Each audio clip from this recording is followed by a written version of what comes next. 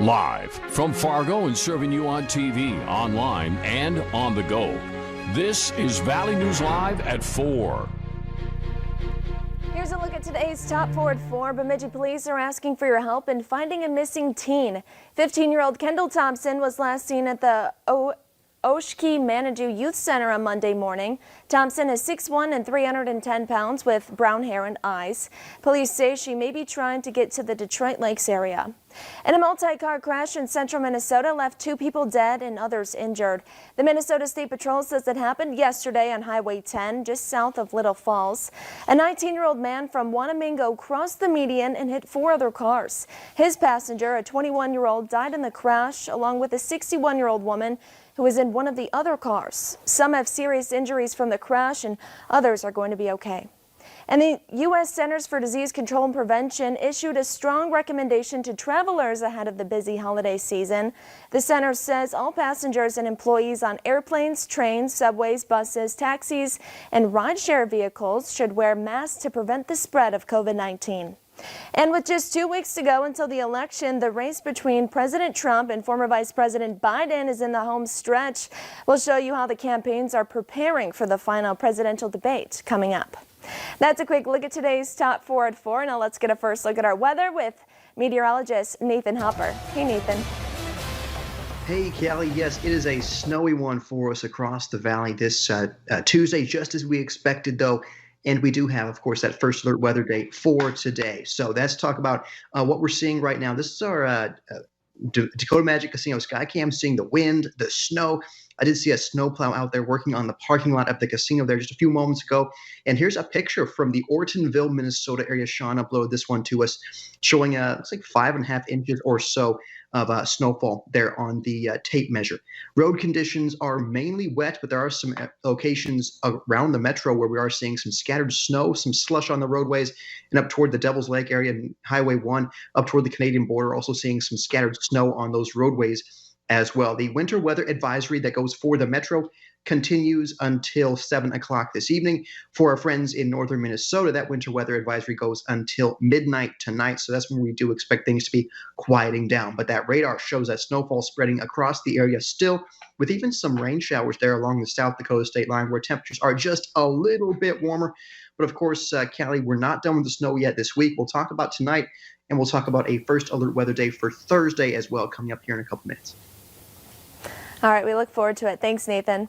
And one person is dead after a fiery rollover crash near New Rockford. According to the North Dakota Highway Patrol, the one vehicle in the crash rolled and went up in flames, killing the driver. The crash happened south of New Rockford on County Road 14 last night. The car was going north and went into the ditch on one side of the road and then the other. That's when the car caught on fire. The name of the driver has not been released, but police say they were not wearing a seatbelt. And a semi-driver has a ticket after not stopping for a train, causing a crash near Valley City.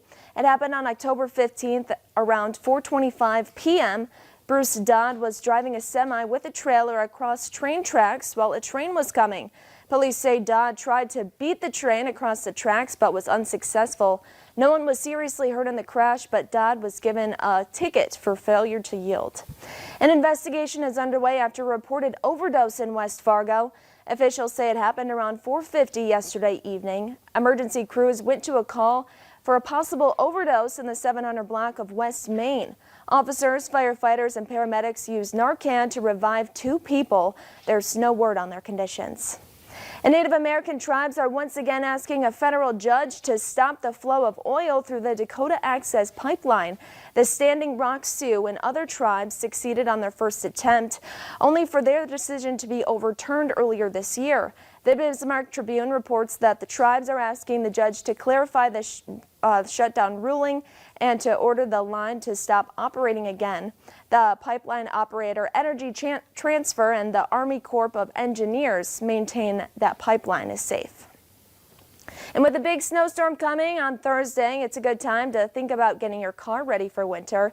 So if you've been holding off, today is the day. Make sure you have an ice scraper in your car along with your winter emergency kit in case you get stranded.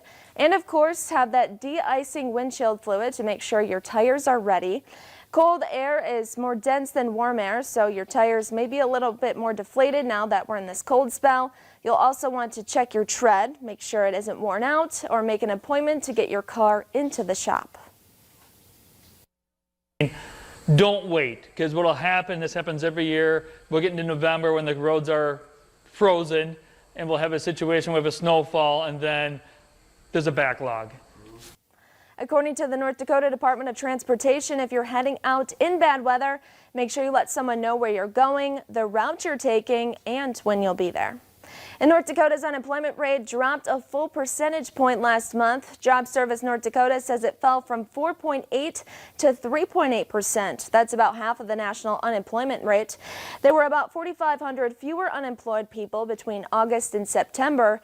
If you're wondering how this is different, the state unemployment rate last September was 2 percentage points lower than the current rate.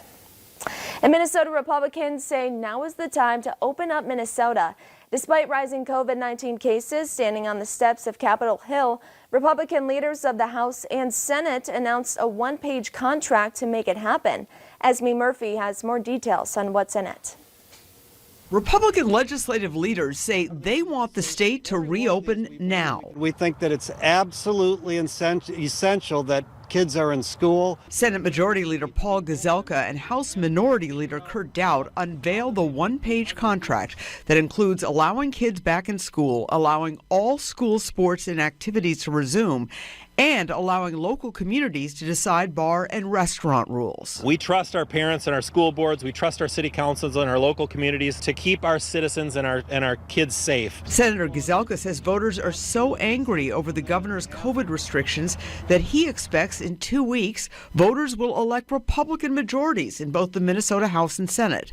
As Republicans made their announcement, Governor Tim Walz was touring southern Minnesota farms to announce federal COVID aid for local farmers.